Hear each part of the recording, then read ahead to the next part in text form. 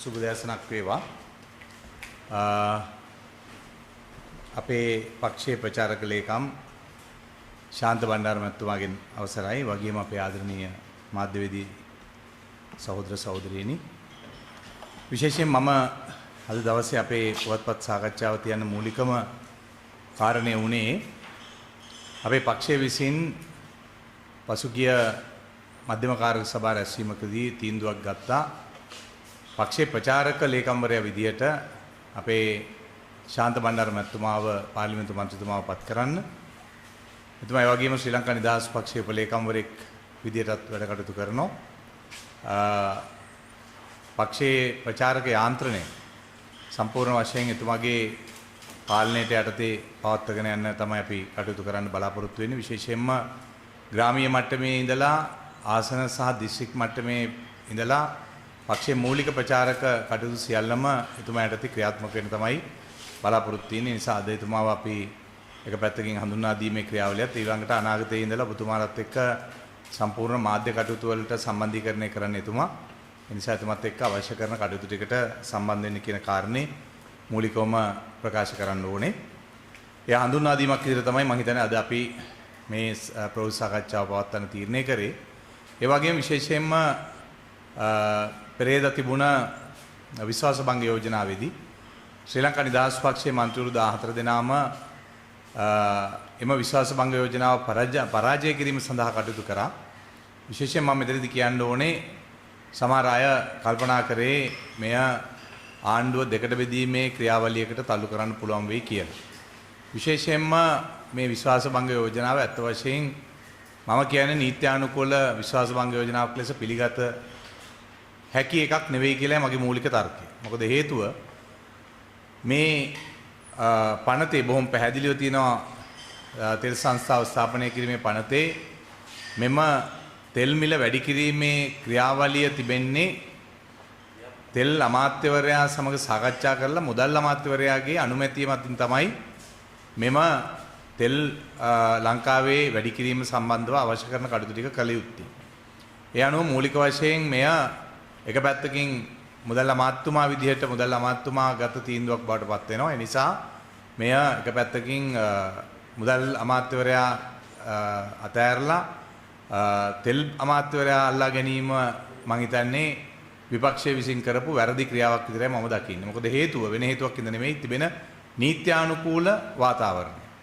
ඒ නිසා මෙය පැහැදිලිව අපි තේරුම් ගත්තේ බොහොම පැහැදිලිව ආණ්ඩුවට විරුද්ධව ගෙන ආපු විශ්වාස භංගයක් විදියට. ඒ නිසා අපි සියලු දෙනාම කිසිදු ભેදයකින් තොරව අපි 3/2 බලයකින් මෙය ප්‍රතික්ෂේප කිරීමේ ක්‍රියාවලියට සම්බන්ධ වුණා. වෙන හේතුවක් ඉඳ නෙමෙයි. තෙල් මිල වැඩි කිරීම පිළිබඳ ඇති වෙලා තිබෙන තත්ත්වය අපි සියලු දෙනාම තේරුම් ගත යුතුයි. ලෝකයේ තෙල් මිල වැඩි වෙලා තිබෙන තත්ත්වයක් තිබෙනවා. ඒ වගේම ලංකාවේ විශාල අර්බුදයක් තිබෙනවා. මේ තෙල් මිල වැඩි නොකර ඉදිරියට ගියා නම් අපිට තවත් විශාල අර්බුද රාශියකට මැදිහත් වෙන්න සිද්ධ වෙනවා. ඒ නිසා තමයි මෙම වැඩි කිරීම කරේ. විශේෂයෙන්ම මම කියන්න කැමතියි අද සමහර අය තර්ක කරනවා මිල සූත්‍රයේ තිබුණා නම් මේ තත්ත්වය මෙහෙම ඇති වෙන්නේ නැහැයි කියලා. අත වශයෙන් මම කියන්න කැමතියි මිල සූත්‍රයේ තිබුණා නම් එහෙම තත්ත්වය මීට වැඩිය භයානක තත්ත්වයකටපත් වෙනවා. විශේෂයෙන්ම මිල සූත්‍රයේ යටතේ එය ක්‍රියාත්මක වුණා නම් අපිට මීට වඩා වැඩි ප්‍රමාණයකින් වැඩි කරන්න සිද්ධ වෙනවා. විශේෂයෙන්ම මම කියන්න කැමතියි මිල සූත්‍රයේ ක්‍රියාත්මක වුණා නම් අද රුපියල් 157ට විකුණන පෙට්‍රල් ලීටරේ රුපියල් 163ට තමයි විකුණන්න සිද්ධ වෙන්නේ. ඒ වගේම රුපියල් 111ට විකුණන ඩීසල් ලීටරය රුපියල් 122ට තමයි මිල සූත්‍රයේ තිබුණා නම් විකුණන්න වෙන්නේ. ඒ නිසා මිල සූත්‍රය තිබුණ වකවානුවක් තුල ගිය ආණ්ඩුව කාලේ ක්‍රියාත්මක කරපු වැඩපිළිවෙල තිබුණා නම් පැහැදිලිව තෙල් මිල මීටත් වඩා විශාල ප්‍රමාණයකින් වැඩි වෙනවා. ඒ නිසා අපිට තේරෙනවා ඇති එතෙන්ට යන්නේ නැතුව ඊට පල්ලෙයින් තමයි ආණ්ඩුව මෙම වැඩි කිරීම සිද්ධ කරලා තිබෙන්නේ. ඒ නිසා මේ අත්‍යවශ්‍යම කාරණයක් බවට පත් වෙලා තිබුණ වැඩපිළිවෙලක් තුලයි මේ ක්‍රියාත්මක කරේ. කිසි විටක ජනතාව යම් අසාධාරණයක් කිරීම සඳහා ක්‍රියාත්මක කරපු කාරණයක් නෙවෙයි. විශේෂයෙන්ම අපි දන්නවා ලංකාවේ විශාල අර්බුදයක් තිබෙනවා තෙල් සංස්ථාවේ මේ අර්බුදය අද ඊයේ ඇති වුණ එකක් නෙවෙයි. මේක අවුරුදු ගාණක් ලංකාවේ ආණ්ඩු ගණනාවකින් සිද්ධ වුණ කාරණයක් බවට පත් වෙලා තිබෙනවා. විශේෂයෙන් කනිත් තෙල් සංස්ථාවට විවිධ ආයතන වලින් එන්න තියෙන මුදල රුපියල් මිලියන 1,54,228ක් දක්වා වැඩි වෙලා තියෙනවා 2021යි 3යි 31 දිනට අදාළ වන තත්ත්වයේ යටතේ. ඒ නිසා විශාල අර්බුදයක් තෙල් පිළිබඳව තිබෙනවා. ඊළඟට කනිත් තෙල් සංස්ථාව විවිධ ආයතන වලට තිබෙන ණය ප්‍රමාණය ගත්තොත් ඇමරිකානු ඩොලර් මිලියන වලින් ගත්තොත් සමස්ත එකතුව 5,77,156ක් ගෙවන්න තිබෙනවා. ලංකාවේ ආණ්ඩුව අනෙකුත් ආයතන වලට විශේෂයෙන් ලංකා බැංකුවට මහජන බැංකුවට ඉරාන තෙල් සමාගම ඇතුළු සමාගම් වලට ගෙවන්න තියෙන ප්‍රමාණය. ඒ වගේම විශේෂයෙන්ම මේ වෙනකොට මිලියන 60,000කට අධික ප්‍රමාණයක් විශේෂයෙන්ම පාඩු ලබන තැනකට පත් වෙලා තිබෙනවා. ඒ වගේ විශාල අර්බුදයක් මේ ක්‍රියාදාමය තුළ තිබෙනවා. මේ වසරේ පළමු මාස 5 අලාභය පමණක් රුපියල් කෝටි 5,700ක්. ඉතින් මම හිතන්නේ මේක මේ පුද්ගලිකව උදේගම්මන් පිළ මැතිතුමා ක්‍රියාත්මක කරපු කාරණේ නිසා ඇතිවුණු සිද්ධියක් නෙවෙයි. මේක අවුරුදු ගාණක් ආණ්ඩු ගණනාවක ඇති වුණ තත්ත්වයක් තමයි මේ තියෙන්නේ. මේකට හේතු ගණනාවක් තියෙනවා. ඒ හේතු ටික අපි ඉවත් කිරීම සඳහා වන ක්‍රියාමාර්ගයක් ආණ්ඩු විදියට ගන්න බලාපොරොත්තු වෙනවා. ඒ නිසා ශ්‍රී ලංකා නිදහස් පක්ෂ විදියට අපි මේ ඡන්දේ පාවිච්චි කළේ පැහැදිලිව මේ තෙල් වැඩි කිරීම සම්බන්ධ අපේ විරෝධයක් තිබෙනවා. ඒක බොහොම පැහැදිලි. රටේ ජනතාවගේ ජීවන තත්ත්වයන්ට විශාල අර්බුදයක් වෙන තත්ත්වයක්. එයට අපි සම්පූර්ණයෙන් විරුද්ධයි. නමුත් ප්‍රශ්නේ තියෙන්නේ ආණ්ඩුවක් විදියට අපිට මේ ඇතිලා තිබෙන කොවිඩ් අර්බුදයත් එක්ක ඇතිලා තිබෙන ආර්ථික තත්ත්වෙන් ගොඩේම සඳහා වන ක්‍රියාමාර්ග වලට අපිට යන්න සිද්ධ වෙලා තියෙනවා. ඒ නිසා ලෝකේ අනෙක් රටවල් එක ගත්තම විශේෂයෙන්ම ආසියාවේ අනෙක් රටවල් වල තත්ත්වය මේ තෙල් මිලේ තත්ත්වය ගත්තොත් බොහොම පැහැදිලිව අපිට කියන්න පුළුවන් ඉන්දියාවේ ඇත්තටම ඩීසල් ලීටරයක් රුපියල් 255යි. අපේ 163යි අපේ තිබෙන තත්ත්වය තුල මම හිතන්නේ අපි අරගෙන ගිය ක්‍රියාදාමයේ තුල ඔබ දන්නවා ඒ රුපියල් 157ක් අපේ ඩීසල් ලීටරේ. හැබැයි ඉන්දියාවේ 255යි. ඉන්දියාවේ පෙට්‍රල් ලීටර එක මිල රුපියල් 276යි. නමුත් අපේ ලංකාවේ රුපියල් 111ට තමයි අපි මේක විකුණන්නේ. ඇත්ත තත්ත්වය.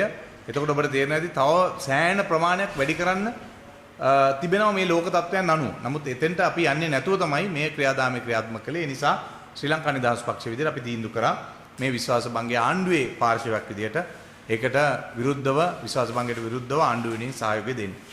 ඊළඟ කාරණය තමයි විශේෂයෙන්ම මම දැක්කා විශේෂයෙන් ඊළඟට පාර්ලිමේන්තුවට අලුත් පනතක් ගෙනීම සම්බන්ධව කතා කරලා තිබුණා විවිධ විරුද්ධ පක්ෂය අය. විශේෂයෙන් 100%ක බද්දක් අරගෙන ලංකාවේ තවමත් ඉදිරිපත් කරලා නොතිබුණු තමන්ගේ දේපල තිබෙනවා නම් තමන්ගේ ඉදිරිපත් නොකරපු මුදල් තිබෙනවා නම් මේවා ආණ්ඩුවට බාර දීම නැත්නම් ඒක පිළිබඳ අවශ්‍ය කරන තමන්ගේ හෙළිදරව් කිරීම තුළ 100%ක බද්දක් අය කර ගැනීම සඳහා වන ක්‍රියාවලිය. මම හිතන්නේ මෙය හදිසිය ගෙනාපු බැසිල් රාජපක්ෂ මහත්මයා ගෙනාපු හදිසි පනතක් නෙවෙයි. මේක පැහැදිලිව පහුගිය අයවැයේදී ඒ අයවැය තුල ගෙනාපු යෝජනාවලියක් මේ තියෙන්නේ. ඒ නිසා සාමාන්‍යයෙන් ඔබ දන්නවා හැම අයවැයකදීම ඒ අයවැයට පස්සේ ඒකට අවශ්‍ය කරන ඒ අයවැයෙන් යෝජනා කරපු දේවල් පනත් විදියට අරගෙන එන සම්ප්‍රදායක් ලංකාවේ තිබෙනවා. ඒ නිසා මෙයත් බොහොම පැහැදිලිව ගිය දෙසැම්බර් මාසේ අපේ ගරු අග්‍රාමාත්‍ය වකට මුදල් අමාත්‍ය මහින්ද රාජපක්ෂ මහත්මයා ගෙනාපු අයවැය තුල තමයි තිබුණේ මේ දැනටමත් තමන්ගේ දේපල විදියට නැත්නම් තමන්ගේ මුදල් විදියට ලංකාවේ බදු ආදායමට එකතු නොකළ මුදල් ටික හෝ දේපල සම්පූර්ණයෙන් ඉදිරිපත් කිරීම තුළ 100%ක බද්දක් ගෙවලා මේ ඉදිරිපත් කරන්න පුළුවන් කියලා. ඒ කිසි විටක ලංකාවේ මුදල් විසුද්ධ කරන පනතට අයිති වෙන කාරණයක් නෙවෙයි. බොහොම පැහැදිලිව තිබෙන්නේ ලෝකෙත් හැමදැනකම ඔබ දන්නවා සමහර රටවල් වල මේ ක්‍රියාදාමය ක්‍රියාත්මක කරනවා. මොකද බදු ආදායම පුළුල් කර ගැනීම සඳහා වන ක්‍රියාමාර්ගයක් විදිහට තමයි මෙය ක්‍රියාත්මක වෙන්නේ. ඒ වගේම විශේෂයෙන් මම කියන්න කැමතියි ත්‍රස්වාදයේ වැළැක්වීම පනත අහෝසි කිරීම සම්බන්ධව අතුරු වාර්තාවක් ඉදිරිපත් කළ තිනවා. ඒට පත් කරපු ජනාධිපති කොමිසම විශේෂයෙන්ම අපිත් ඉන්න මතය තමයි ත්‍රස්වාදී පනත මුළුමනින්ම අහෝසි කිරීම වෙනුවට යම්කිසි විදියකට එයට සාධාරණ වෙච්ච ප්‍රජාතන්ත්‍රවාදී යෝජනා ගෙන ආ යුතුයි. මොකද අත්අඩංගුවට ගැනීම රඳවා තබා ගැනීම පිළිබඳ ලෝකේ අපේ රටේ විතරක් නෙමෙයි හැම රටකම මෙවැනි තත්ත්වයන් උද්ගත වෙලා තිබෙනවා. ත්‍රස්වාදය අද නවීන ත්‍රස්වාදයක් බවට පත් වෙලා තිබෙන්නේ. මොකද හේතුව සාමාන්‍ය ඉතිහාසයේ තිබුණ බෝම්බ තැබීම් නැත්නම් මරාගෙන මැරෙන බෝම්බකරුවන් ඊළඟට විවිධ ස්ථාන වලට ඇවිල්ලා පහර දීම් වලට අමතරව අද නවීන ත්‍රස්වාදයක් ලෝකේ ක්‍රියාත්මක වන තත්ත්වයක් තිබෙනවා. ඒ නිසා නවීන ත්‍රස්වාදයක් ලෝකේ ක්‍රියාත්මක වන තත්ත්වයක් තුල පවතින ත්‍රස්වාදී වැළැක්වීමේ පනත මුළුමනින්ම අහෝසි කිරීම තුලින් රටේ ප්‍රජාතන්ත්‍රවාදයත් ඒ වගේම රටේ ආරක්ෂාවත් පිළිබඳ විශාල අර්බුදයක් ඇති වෙන්න පුළුවන්.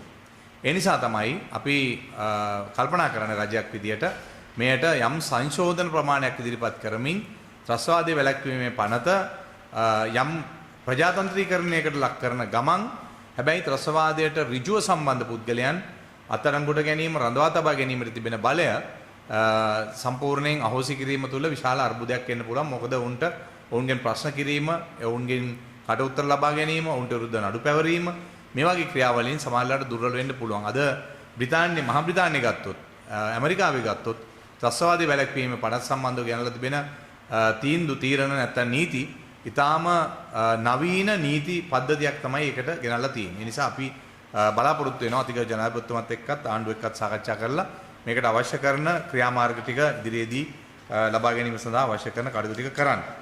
ඒ වගේම මම හිතන්නේ අතිගරු ජනාධිපතිතුමත් සමග තිබුණ සාකච්ඡාව 21 වෙනිදාට එය 27 වෙනිදා දක්වා එතුමා අපිට කල් දීලා තිනවා. මොකද හේතුව 21 වෙනිදා තිබුණේ ටිකක් උදේවරුේ. අපි බලාපොරොත්තු වෙන්නේ එතුමත් අවශ්‍යලා තියෙන්නේ 27 හවස් වරුව අපි සාකච්ඡාවට යොදා ගන්න. මොකද අපිට යම් වැඩි වෙලාවක් එතුමත් එක්ක සාකච්ඡා කරන්න පුළුවන්. ඒ ශ්‍රී ලංකා නිදහස් පක්ෂයට උද්ගත වෙලා තිබෙන ප්‍රශ්න සම්බන්ධව සාකච්ඡා කරන්න. එතනදී අපි බලාපොරොත්තු වෙනවා විශේෂයෙන්ම ශ්‍රී ලංකා නිදහස් පක්ෂය සහ අතිගරු ජනාධිපතිතුමත් එක්ක සාකච්ඡා කරන්න අපි එතුමත් එක්ක එකතු වෙලා අත්සන් කරපු ගිවිසුම මූලික වශයෙන් සාකච්ඡා කරන්නත් එයින් පස්සේ අපේ තිබෙනා වූ ප්‍රාදේශ සභා මන්ත්‍රීවරුන්ගේ ඒ වගේම කොට්ටාස සංවිධායකවරුන්ගේ අපේ සංවිධායකවරුන්ගේ අපේ මන්ත්‍රීවරුන්ගේ මේ ප්‍රශ්න සියල්ලම අපි බලාපොරොත්තු වෙන එතුමත් එක්ක සාකච්ඡා කරලා නිවැරදිව අපේ අදාළ ගිවිසුම ක්‍රියාත්මක කිරීම සඳහා අවශ්‍ය කරන කටයුතු ටික කරන්න. මම හිතන්නේ මම ඊට වැඩිය කතා කරන්න බලාපොරොත්තු වෙන්නේ නැහැ. අපි ආරාධනා කරනවා අපේ ශාන්ත බණ්ඩාර මැතිතුමාට මේ සම්බන්ධව එතුමාගේ අදහස් ඉදිරිපත් කරන්න.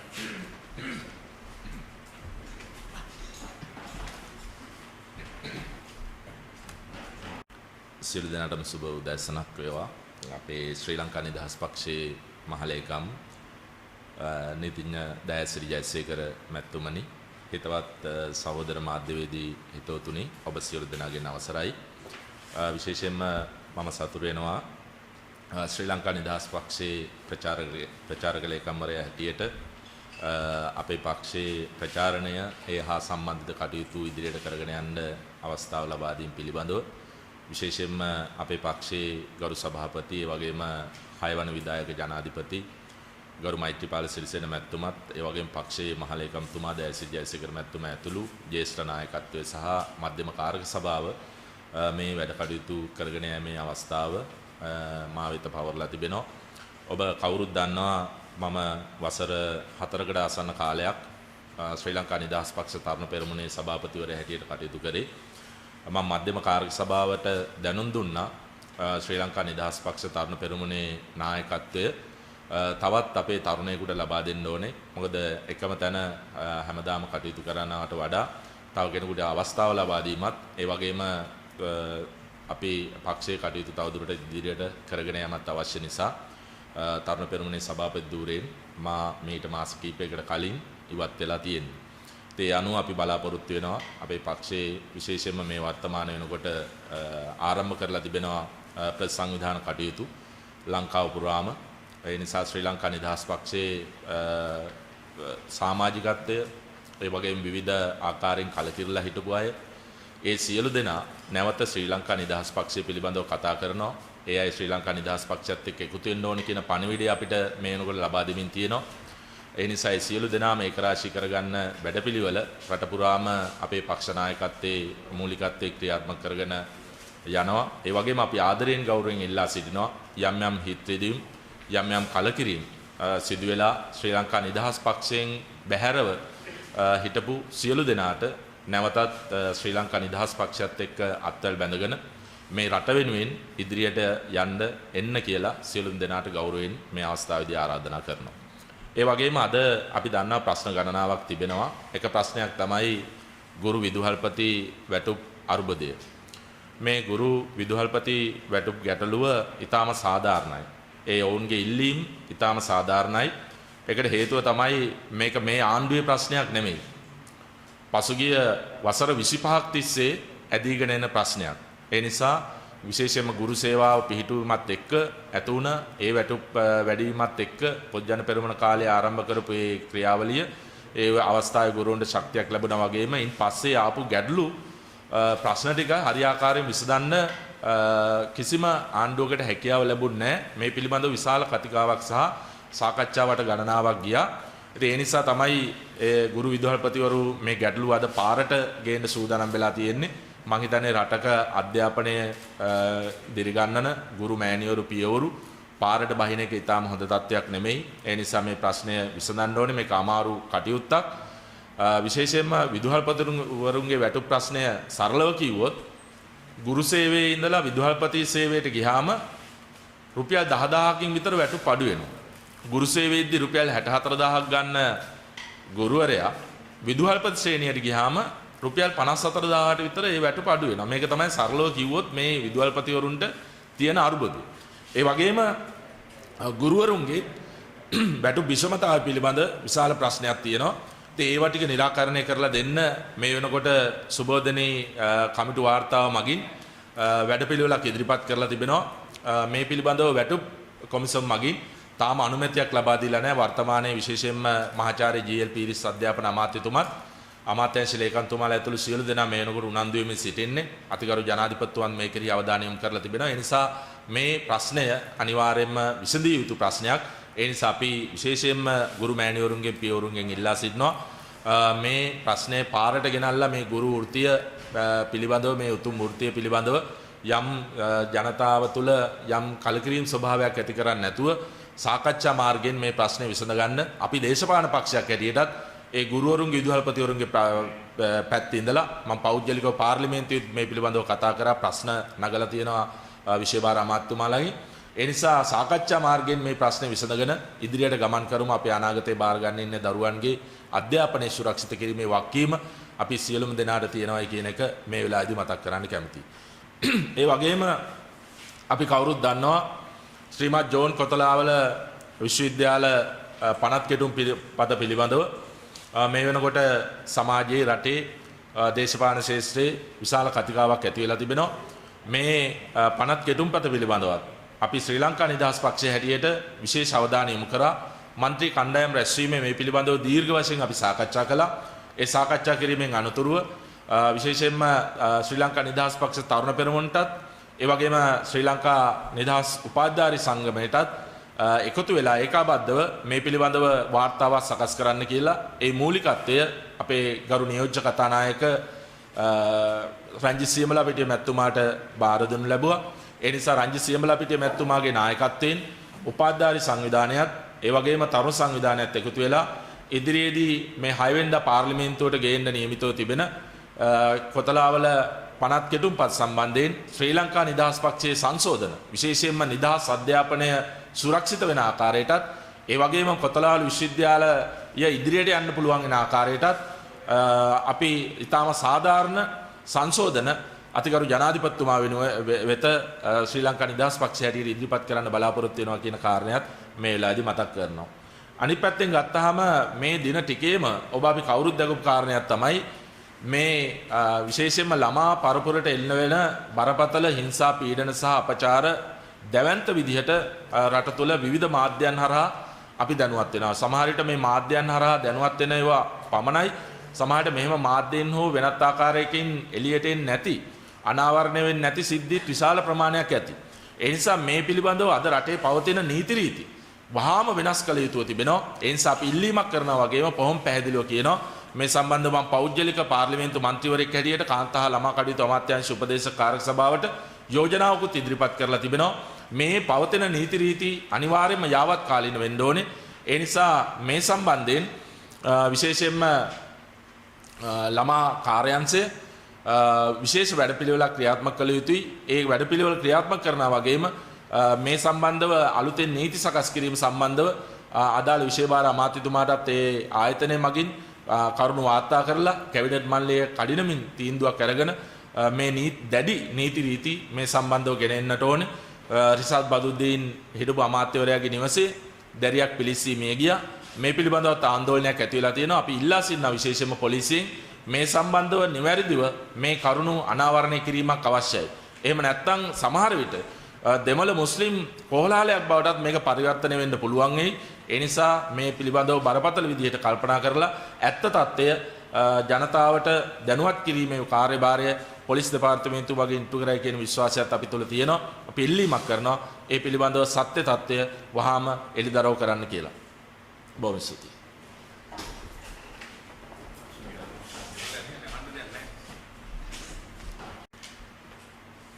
හරි.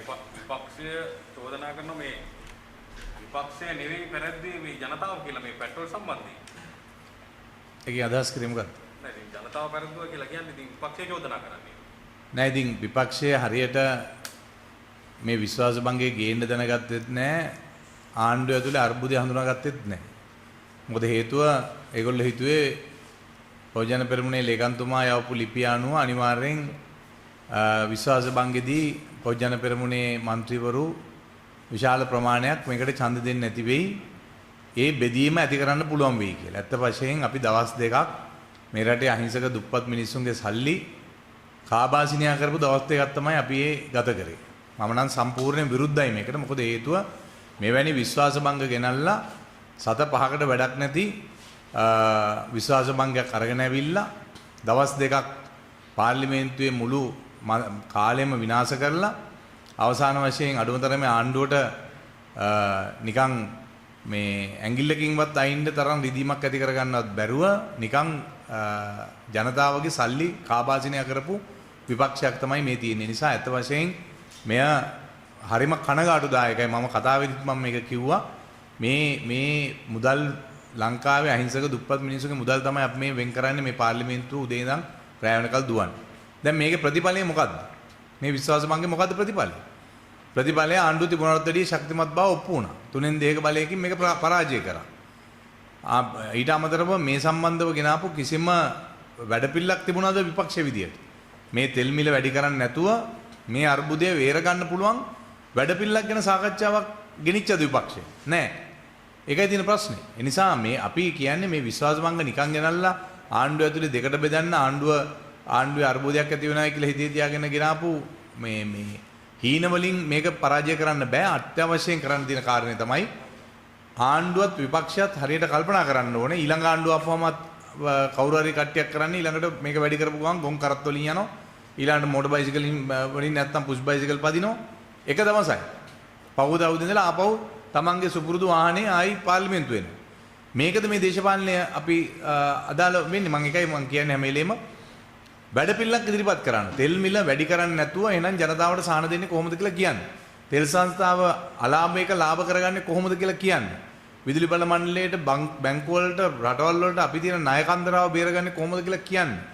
මේ විශ්වාස භංගය තුල කිසිදු විපක්ෂ മന്ത്രിවරයෙක් මේකට අවශ්‍ය කරන විසඳුමක් ගැන කතා කරුවේ නැහැ. නිකම්ම ඔය ගෙනාපු විශ්වාස භංගයක් ආණ්ඩුව විරුද්ධව ගෙනල්ලා අන්තිමට පරාජයටපත් වෙන එක විතරයි මේක සිද්ධ වුනේ. කොහොමද ඉදිරියේදී කැබිනට් සංශෝධනයක් එනවාද ඒක සම්බන්ධව සාකච්ඡා කරනවා ජනාධිපතිතුමත් එක්ක ඉදිරියේදී තියෙන සාකච්ඡා විදිහම මොනවද කියන්නේ? නෑ අපි දන්නේ නෑ ඒ සම්බන්ධව හරියට මොකද්ද වෙන්නේ කියලා. ඒතලා ඒ වගේම තමයි පොතලාවල පනතගෙන එමතුමා දැන් මේ මුළු ලෝකෙම පිළිගත්තව අපේ රජයේ විශ්වවිද්‍යාල කියන වෛද්‍ය විද්‍යාල පිළියරන් තියෙනවා. දැන් මේ හරහා අපේ යම් කිසි බාලවීමක් වෙයිද රජයේ තියෙන මේ වෛද්‍ය විද්‍යාල වලට දැන් මේ පොතලාවල විශ්වවිද්‍යාල ඔබතුමාලගේ පක්ෂයක් ඇතින මතය මොකක්ද මේ සම්බන්ධයෙන්? නෑ අත වශයෙන් අපි කියන්නේ මේකේ කාරණා ගණනාවක් අපේ තරුණ සංවිධානයත් ඒ වගේම අපේ උපාධිධාරී සංගමයත් විශේෂයෙන් මේ සම්බන්ධ විශාල අදහස් ගණනාවක් ගෙනාවා. අත වශයෙන් මේ පනතේ තියෙන ප්‍රධානම කාරණේ තමයි මේ පනත 1979 විශ්වවිද්‍යාල පනතට බාහිරව කියලා ඒක ඇතුලෙන් පටන් ගන්නකොටම තියෙනවා. මෙතනින් තමයි අර්බුදේ පටන් ගන්න. ඒ නිසා මෙය පැහැදිලිව විශ්වවිද්‍යාල පනතට අදාළ විය යුතුයි කියන කාරණය මේකේ ගේන්න ඕනේ. ඉතින් පස්සේ අත වශයෙන් මෙය යුදමය නැත්තම් හමුදාමය වෛද්‍ය පීඨයක් විදිහට දිගටම ඉතිහාසයේ තිබුණා. එය තවත් ශක්තිමත් කරන වැඩ පිළිලක් විදිහට ගෙනෙනවා මිසක අනිත් කාරණා කරන්න ගියාම වෙන්නේ ප්‍රශ්න ගණනාවක් ඇති වෙන එක. අනිත් එක විවිධ මණ්ඩප පීඨ හදන්න පුළුවන් කියලා තියෙනවා. එකකින් අදහස් වෙන්නේ ලංකාවේ හැමතැනකම මෙවැනි විශ්වවිද්‍යාල හදන්න පුළුවන් කියන වාතාවරණය. හැබැයි ඒක කරනකොට අපි කියන්නේ ඉසඩ්ස්කෝ එක මත පදනම් වෙලා මේ ක්‍රියාවලියට යන්නේ. ඊළඟට අපිට විශ්වවිද්‍යාලයට යන්න බැරි වුණ පිරිස් ඉන්නවා නම් ඒ පිරිස් වලට කොහොම හරි වැඩ පිළිවෙල සකස් කරන්න ඕනේ වෛද්‍ය විද්‍යාලයට යන්න. මොකද හේතුව ලංකාවේ විශාල පිරිසක් පිටරට යනවා. අපි ඒකත් පිළිගන්නවා. මිලියන බිලියන ගාණක් ලංකාවේ මුදල් පිටරට අරගෙන යනවා. ඉතින් එවැනි තත්ත්වයක් අපිට ලංකාව තුලත් ඇති කරගන්න පුළුවන් නම් මොකද අනිත් එක තමයි විශේෂයෙන් වෛද්‍ය ශිෂ්‍යයෝ නැත්නම් වෛද්‍ය වරු නැතුව ලංකාවේ විශාල වෛද්‍යවරුන්ගේ හිඟයක් තියෙනවා. ඒ නිසා වෛද්‍යවරුත් අවශ්‍ය වෙනවා මේ වැඩපිළිවෙලට. ඒ වගේම නිදහස් අධ්‍යාපනයේ කප්පාදු නොකරන ඕනම ක්‍රියාවලියකට පෞද්ගලික විශ්වවිද්‍යාල වලට ඇති කිරීම සම්බන්ධව අපේ කිසිදු විරෝධතාවයක් නැහැ. පෞද්ගලික විශ්වවිද්‍යාල ඇති කරන්න හැබැයි ඉසඩ් ස්කෝ එක ගත්ත ළමයින්ට අසාධාරණයක් කරන්න නැතුව.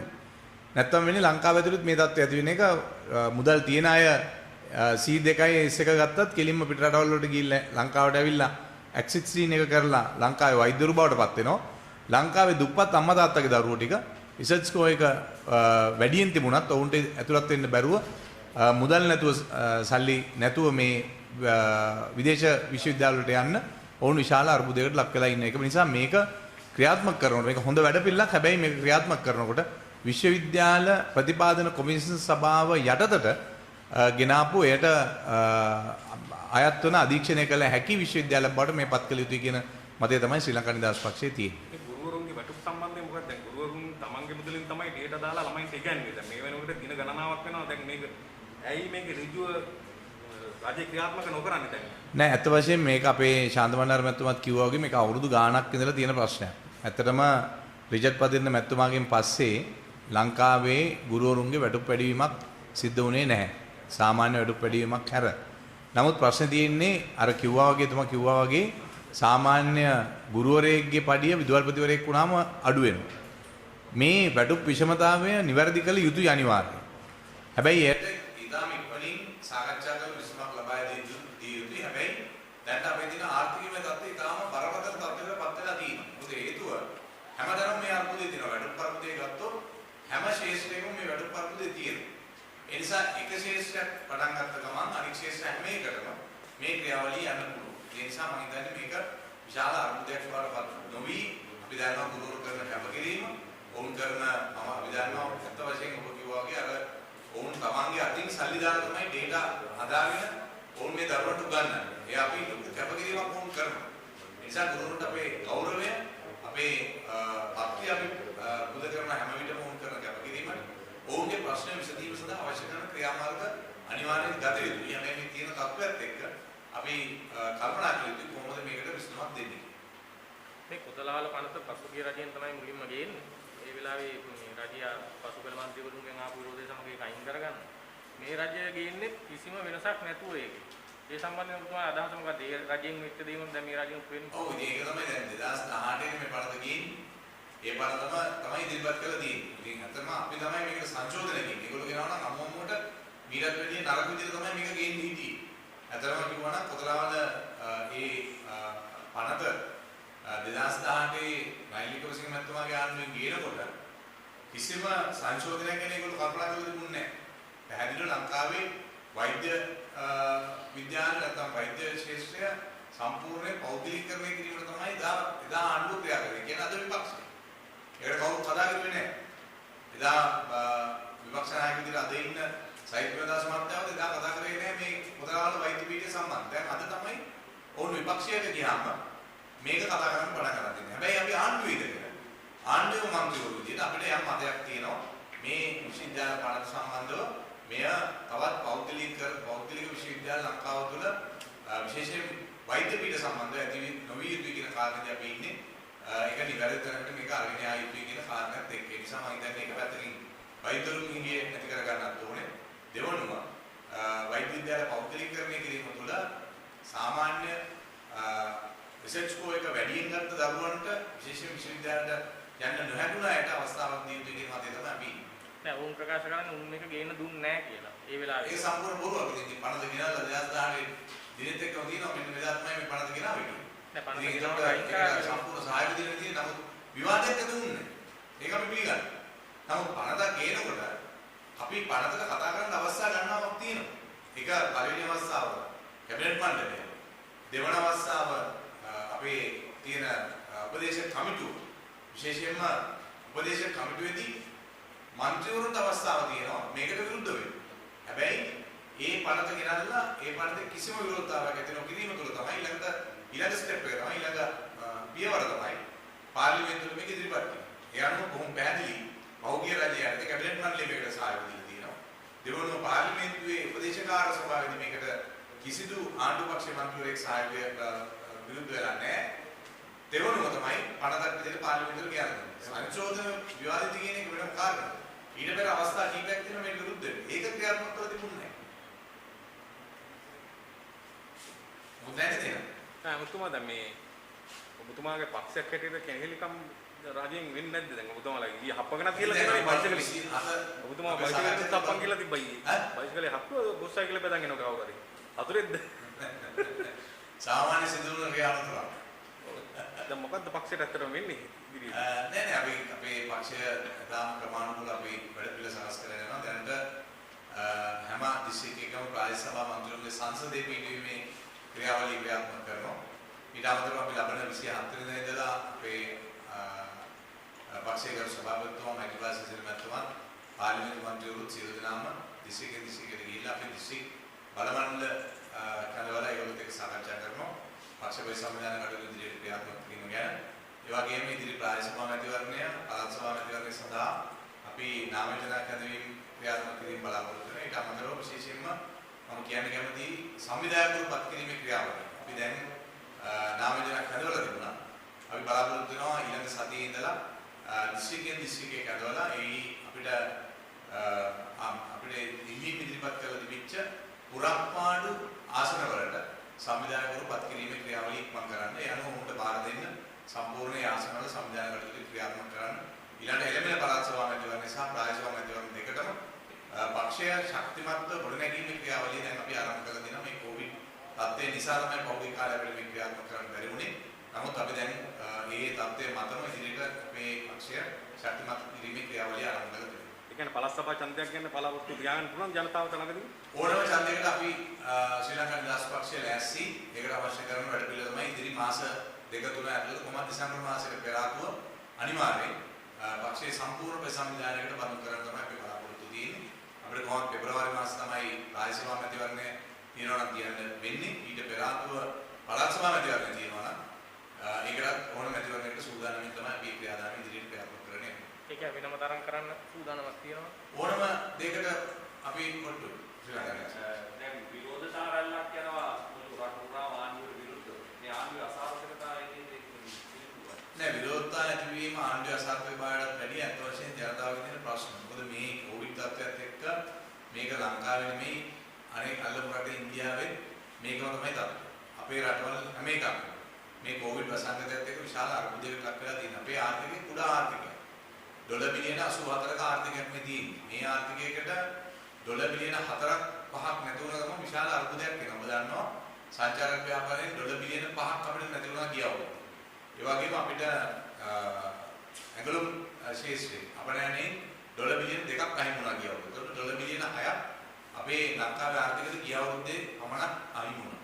මේ අවුරුද්දේ තීරණය තමයි තියෙන්නේ. දැන් මේ ජූලි වෙනකන් ඔබ දන්නවා සංචාරකයෝ කොච්චර ප්‍රමාණයක් ලංකාවට ආවද කියලා 3000ක් එන්නේ. ඒකෝට මේකෙන් විශාල අර්බුදයක් තියෙනවා. බිලියන 80 ඩොලර් බිලියන 84ක ආර්ථිකයකට ඩොලර් බිලියන 6ක් 7ක් නැති වුණ ගමන් ඇති වෙන අර්බුදය තමයි මේ තියෙන්නේ. නිසා විරෝධතා රැළිය ඇති වෙන එක කිසිදු අලුත් දෙයක් නෙවෙයි. ඒ නිසා මේවා සාකච්ඡා කරලා විසඳ ගන්න එක තමයි අපිට කරන්න තියෙන්නේ. ජනතාවට අපි තේරුම් කරලා දී යුතුයි. අමාරු තත්ත්වයක ආර්ථිකය තියෙන ආණ්ඩුව තිබෙන්නේ. ආණ්ඩුවේ මේ අතර ආර්ථිකය අපි ඉතින් කොහොමද ගොඩ එන්නේ කියන කාරණේ මම හිතන්නේ වර්තමාන මුදල් අමාත්‍යතුමා දැන් අපනයන කරුවන් සියලු දෙනාම හමු වෙලා තිබෙනවා මේ වෙනකොට විශේෂයෙන් අපි ඇඟලුම් ශාස්ත්‍රය ඊළඟට අපනයන ශාස්ත්‍රය ඊළඟට විශේෂයෙන් දේශීය නිෂ්පාදන ඊළඟට අපිට අලුතෙන් ගේන්න පුළුවන් කර්මාන්ත ආයෝජන මේ සියල්ලම ගැන මම හිතන්නේ මුදල් අමාත්‍යතුමා ඉදිරියට රාජපක්ෂ මහත්මයා විශාල සංඛ්‍යාවක් රැස්වීම තියමින් මේ නැවත කොහොමද ගොඩගන්නේ කියන තරකට අපි මේ යන තියෙනවා. මම හිතන්නේ ඉදිරි කාලවකවානුව තුළ අපේ විශ්වාසයක් තියෙනවා නැවත ආර්ථිකය ගොඩගන්න පුළුවන් වාතාවරණයක් සකස් වෙයි කියලා. දැන් ගුරු වෘත්තීය සමිතිය කියනවා මේ උද්ඝෝෂණ නවත්තන්නේම නැහැ දිගටම වෘත්තීය ක්‍රියාමාර්ග යනවා කියලා. දැන් ළමයින්ට අවුරුදු දෙකක් තිස්සේ ඉස්කෝලේ නැහැ. දැන් මේ වෙනකොට ඔන්ලයින් මොකක්ද මේක රජයේ ඉක්මනට නිර්ණයක් ගන්න ඕනේ. ඔව් ඇත්තටම තිබුණ රැස්වීම එදා ජීපී සමත්තුමාගේ යටතේ තිබුණ රැස්වීම අසාර්ථක වුණා කියලා තමයි වෘත්තීය සමිතිය කියන්නේ. ඉතින් ආණ්ඩුවටත් අපි පැහැදිලිව කියන්නේ මෙය විසඳා ගැනීම සඳහා මැදිහත් වෙන්න කියන ඉල්ලීම අපි ක්‍රියාත්මක කරනවා. මොකද හේතුව ගුරුවරුන්ගේ අර්බුදය අවුරුදු ගාණක් තිස්සේ තියෙන අර්බුදයක්. ඔවුන් ඒ අර්බුද මැද මේ පෞද්ගලික අවුරුදු දෙකම අපේ ආදරණීය දරුවන්ට කියනවා කිසිම කතාවක් කරන්නේ නැතුව. නමුත් ඉතින් මෙය එක අධිවරුන් සහ සමහර අය කරන ප්‍රකාශ දුන්න ත්‍රෝටයන් විතර දෙවීමක් සිදු වෙලා තියෙනවා. නමුත් ශ්‍රී ලංකා නිදහස් පක්ෂයේදී අපි ඔවුන්ගේ සමාව ඉල්ලනවා. යම් වැරදීමක් ඒ හැමදෙරුම අතින් සිද්ධ වුණා නම් ආණ්ඩුවේ අමාත්‍යවරු විදියට අපි සියලුම මේ රටේ ඉන්න ගුරුවරුන්ගේ සමාව ඉල්ලනවා. ඔවුන්ට සිද්ධ වුණ ඒ ඉදිරි දීමට ඔවුන්ට ඒ විදියට සැලකීම සම්පූර්ණයෙන් වැරදි කියලායි මම විශ්වාස කරන්නේ. ඒ නිසා අපි හිතනවා ගුරුවරුන් වෙනුවෙන් අපිට කළ හැකි උපරිම කාර්යභාරය ශ්‍රී ලංකා නිදහස් පක්ෂය අපේ පංචමහා බලවේගයෙන් එක බලවේගයක් සංවේද ගුරු කම්කම් කියන බලවේග වලින් නිසා ගුරුවරුන් වෙනුවෙන් පෙනී සිටීම ශ්‍රී ලංකා නිදහස් පක්ෂයට සදාචාරාත්මක සහ නෛසර්ගික අයිතිවාසිකමක් තියෙනවා. ඒ නිසා මම හිතන්නේ ඒ සඳහා අපි සියලු දෙනාම කැපෙලා වැඩ කරනවා උන්ගේ අයිතිවාසිකම් වෙනුවෙන්. මතකනේ විශේෂයෙන්ම මේ ශ්‍රී ලංකා නිදහස් පක්ෂය සහ රජයත් එක්ක මේ ප්‍රශ්නෙට මූලික ප්‍රශ්නේ වුණේ විශේෂයෙන්ම ඔබතුමාලා ගිවිසුම් ප්‍රකාරව ඔබතුමාට හිමි අමාත්‍ය ධූරයන් නොලැබීම නේද? විශේෂයෙන්ම කැබිනට් කමිටු ධූරය සහ අනිත් අමාත්‍ය ධූරය.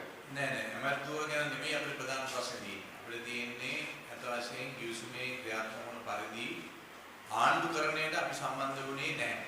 අත වශයෙන් ප්‍රාය සභා මන්ත්‍රීවරු සමහර ප්‍රාය සභාවල සමහර වගේ ඒ සැලකීම තියෙනවා. සමහර ප්‍රාය සභාවල නගර සභාවල මහනගර සභාවල ශ්‍රී ලංකා නිදහස් පක්ෂයේ මන්ත්‍රීවරු තවදුරටත් ආණ්ඩු පක්ෂයේ මන්ත්‍රීවරු විදිහට පිළි නොගැනීමේ තත්ත්වයක් තියෙනවා. ඒක තුළ වෙන්නේ ඒ ප්‍රාය සභාවේ නගර සභාවේ මහනගර සභාවේ මුදල් වලින් ඔවුන්ට ප්‍රතිපාදන ලබා නොදී අවුරුදු ගාණක් වුන් සහයෝගය දෙනවා අයවැයට. නමුත් ඔවුන්ට ඒ අවශ්‍ය කරන ශක්තිය දෙන්නේ නැහැ. ඒක ආණ්ඩුකරණයෙන් ඉවත් කිරීමක් විදිහට තමයි අපි සලකන්නේ. ඒක දෙවන කාරණය තමයි ඒ ප්‍රාදේශීය සම්බන්ධීකරණ කමිටු වලින් ලබා දෙන ප්‍රතිපාදන ලබා දීමේදී ප්‍රාදේශීය සභා මන්ත්‍රීවරුන්ට කිසිදු සාධාරණ වැඩපිළිවෙලක් සකස් කරලා නැහැ. ඔවුන්ට සම්වර්ධන කටයුතු වලදී සම්බන්ධ වෙන්න. තුන්වෙනි කාරණය අපේ ආසන සංවිධායකවරු ප්‍රාදේශීය සම්බන්ධීකරණ රැස්වීම වලට සහභාගී කරගන්නේ නැහැ. ප්‍රාදේශීය සභා මන්ත්‍රීවරුන්ට ආරාධනා කරන්නේ ප්‍රාදේශීය සම්බන්ධීකරණ කමිටුවට. මේක තුළ විශාල අර්බුදයක් ඇති වෙලා දෙනවා. මොකද හේතුව ගෝඨාභය ජනාධිපතිතුමා ජයග්‍රහණය කිරීම සඳහා මේ සියලු දෙනා ඉතාම දැඩිව වැඩ කරපු අය. ප්‍රාදේශීය සභා මන්ත්‍රීවරු, අපේ අපේක්ෂකයෝ, අපේ සංවිධායකවරු සියලු දෙනාම ගෝඨාභය ජනාධිපතිතුමා වෙනුවෙන් දැඩිව වැඩ කරපු අය. ඉතින් මේ අය කල්පනා කරනවා අපිව ආණ්ඩුකරණයට සම්බන්ධ කරගන්නේ නැහැ. දෙවනුව අපිට දේශපාලනය කරන්න ඉඩ දෙන්නේ නැහැ. දේශපාලනය කරලා අපි පටන් ගත්තාම ඔන්න ඒකට වෙනත් කාරණයක් තියෙනවා. ඒ නිසා මෙන්න මේ කරුණ තමයි අපි අත් වශයෙන් ආණ්ඩුවත් එක්ක කතා කරන්න ඕනේ. මේ ප්‍රශ්නේ විසඳගත්තොත් අපිට අපේ පක්ෂය ග්‍රාමීය මට්ටමේ ශක්තිමත් කරන්න පුළුවන්. ආණ්ඩුවත් එතකොට ශක්තිමත් වෙයි. නැතුව වෙන මේ ඇමතිකම් වල බේරා ගන්න ප්‍රශ්න නෙමෙයි. ඇමතිකම් වලට වැඩිය යට තව ප්‍රශ්න තියෙනවා. අපි මේ වෙලාවේ මේ ඇමතිකම් ගැන කල්පනා කරන එක නෙමෙයි කරන්න තියෙන්නේ.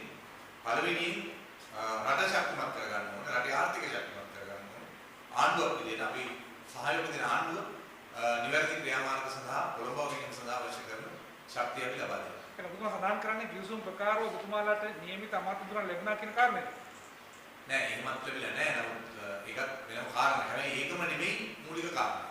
ඊට පල්ලෙහා තව ප්‍රශ්න තියෙනවා ගන්නවා. ගමේ අපේ පාක්ෂිකයව අපේ ප්‍රායසභා මන්ත්‍රීවරයාව කොට්ටාස සංවිධායකවරයාව අපේ සංවිධායකවරයාව ශක්තිමත් කරන වැඩ පිළිවෙලක අපි එකතු වෙලා තමයි මේ කිසිම